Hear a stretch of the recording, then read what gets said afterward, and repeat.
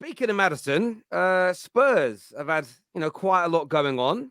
And how you feeling, Patty? Because I know the end of the season, you all were in depression mode, didn't want to watch football anymore. You were never, I remember one of the shows you said, it might have been in the group chat, but I swear you said on the show, you're never getting excited in a transfer window again. You're never getting excited in preseason again. You're never going to get carried away again.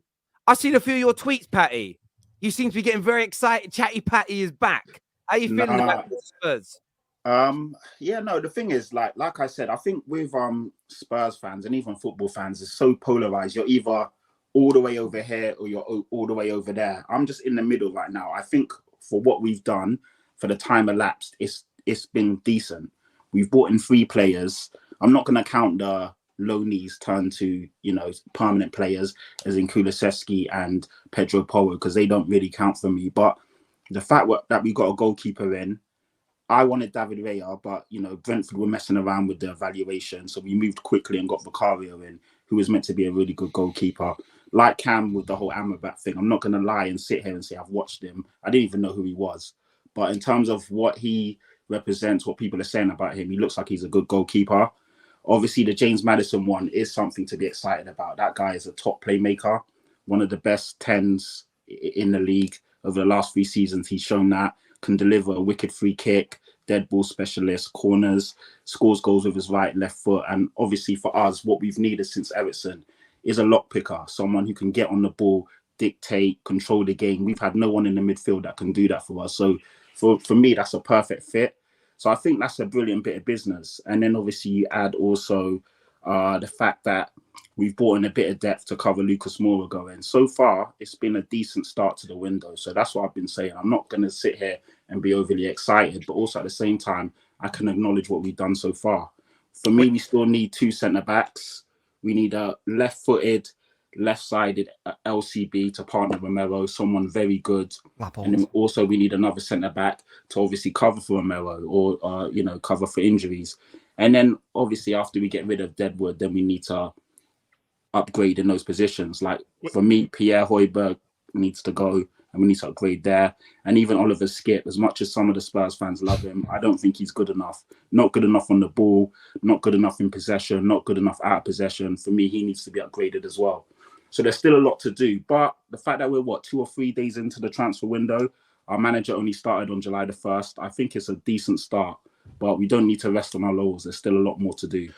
Wait, Patrick, just a quick question. I think what we really need to know, and this is the key question here, do you really believe that Angie Martinez can cook with these guys? That's what we really need to know. You know what? Again, I'm going to keep it 100. Postecoglou isn't someone that I wanted. Postecoglou isn't someone who I thought was good enough to be at Spurs and managing in the Premier League. I think it's a big step up. It's yet to be seen. He's saying a lot of good things. A lot of the fan base are behind him. I'm just going to keep it 100. I don't know. For me, I don't know. I would have preferred to get someone who you guys all knew the caliber of managers that I was after. He's here now. Obviously, I've got to back him and get behind him.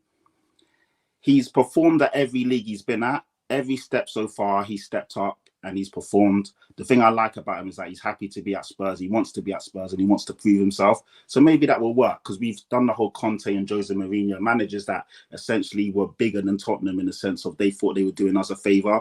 And as soon as things got sticky, they threw their toys at the pram and didn't want to be here. So maybe it is good to have somebody who is on a long contract, is happy to build, reshape the club in his image. And obviously, first and foremost, play a decent caliber of football, decent style of football. So I can't lie to you, have hope. I don't know. That's the honest answer. But if everything that I've seen and everything I'm hearing is correct, and then yeah, we might be in for a bit of a surprise. That's all I think like what Tottenham are doing now, I think this is the direction they should have always gone through. I think when they brought in Mourinho and then Conte, it was like, okay, no more vibes. Let's actually try to win. And I think Mourinho and Conte were not here to play a good brand of football. They were just here to win. But I think what you saw was Mourinho and Conte were like, oh man, the mentality of this group is light years away from what is needed to win a trophy or a competition. And it was very hard for them to change that mentality. So I think that's what is happening now is rather than putting pressure on like win, where you need a particular kind of cutthroat mentality to win a trophy. I think it's like have a foundation of entertaining football, quality football, and hopefully that may now yield a trophy. Who knows? But I just think that, that's projects of like, wait a minute, let's actually try and win something now. That was just an abject failure. So Premsy, as a rival, as an Arsenal fan, are you looking at what Tottenham are doing and thinking this really could work out, or are they not even in your thoughts? To be fair, I think we're at two different stages. Tottenham are literally rebuilding from scratch by the looks of it, and they don't know whether they're going to be keeping Harry Kane this season, but we know he's going to be going next season. I think obviously we're looking a bit more towards the top of the table and competing for the league, especially with the signings of Rice and players that are being linked to come into the club. But look, you've got to give Tottenham time, because at the end of the day, they've tried it with Mourinho, a serial winner. They've tried it with Conte. They have gone out and brought in managers that they believe are going to get them a trophy now, and it quite hasn't worked out for them. So with this new signing from Celtic, now the manager that's come in, you're going to have to give him a little bit of time. And I think Tottenham fans are going to have to be a bit patient. I know they've been patient for a very long time, but you got to build something, and he does look promising. Obviously, the Premier League's a total different kettle of fish, and whether it's going to work in the Premier League, we're going to have to wait and find out. But he's got to get his players in, and the most important of all, he needs to get backs from Levy. But as an Arsenal fan, I'm not sitting here worried about Tottenham just yet. Yeah, I might look at a few of the signings like Maddison and think, yeah, they've done a bit of good business there when they were linked to Raya. I thought he'd come in and be a good keeper at Tottenham. But look, in my opinion, I think whilst Levy's still there and he's tight on the wallet, they're going to be struggling. I just think there's too many problem positions for Tottenham to solve in one window to push them back up to where all the rest of us are. I look at that Tottenham defence. I know that they've, like in the last half hour, agreed a deal for that Van der Ven from Wolfsburg, like 30 million. There's your left-footed centre-back. But is it enough to push on? And the thing about this is, I think Tottenham really have to consider letting go of Harry Kane, because £80 million can go a long way in helping the squad. If he's going to go on a free, if he's not going to sign a new deal, you've wasted money, because it's not like you're on the cusp of challenging and Kane will get you over the line next season. This is your chance to start over again, rebuild Tottenham in a new image, which is what you've been dying to do for 4 years. Since you got rid of Mourinho, since you got rid of Pochettino, arguably, you've been dying to recreate Tottenham in a new image, and you've been stuck in the old ways. Harry Kane, to me, getting rid of him for £80 million this window is the best thing Tottenham can do.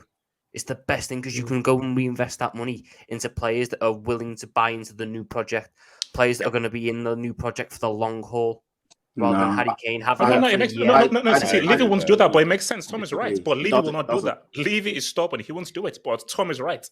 Do you know what though? There's two ways to look at it. I think Tottenham, they could take that 80 million and reinvest it into the squad. But if Kane does stay, I think Tottenham have a better chance of getting into top four, where if they do end up losing him for free, they're a better proposition to look at and come to if they're in Champions League football. So I think it works hand in hand, really. But it's a massive gamble. That's a massive gamble. I think when you have the strikers available, like Kolomwani, you have Højlund, you have some of these young strikers, even Sesko, that are like out there. If you're Tottenham, this is probably the best time to strike and go get somebody who's young and who's up and coming, who can build with this team. Like everybody said it, the Jose thing didn't work, the Conte thing didn't work.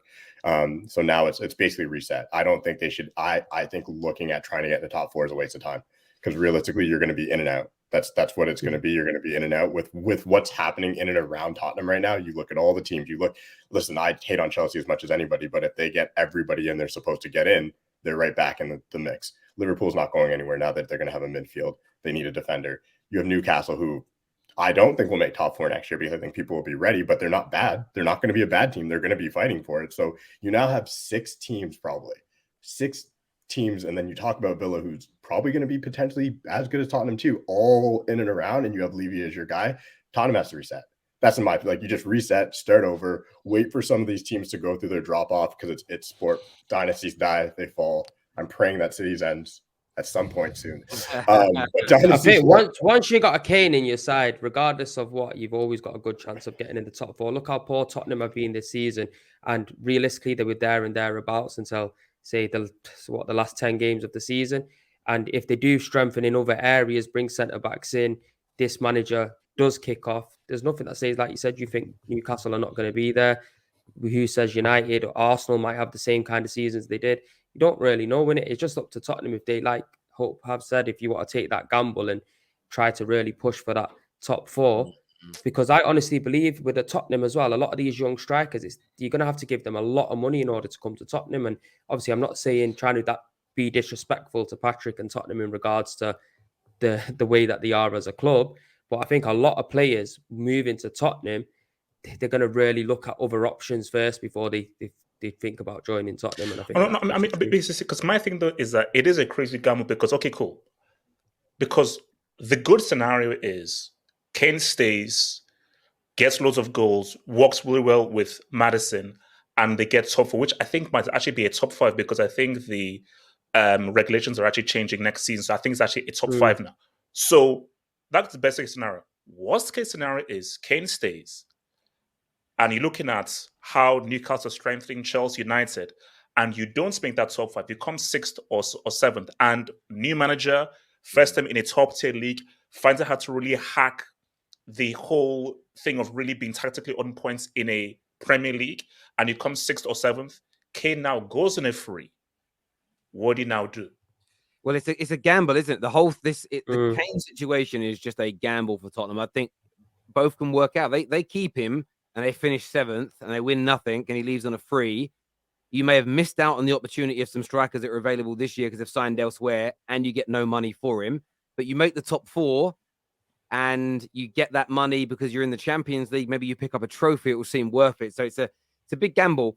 This super chat here says for the Tottenham, which is the worst, watching Poch interview all over Twitter for Chelsea, or the Hazard goal at the bridge, at the Battle of the Bridge. By the way, what a goal.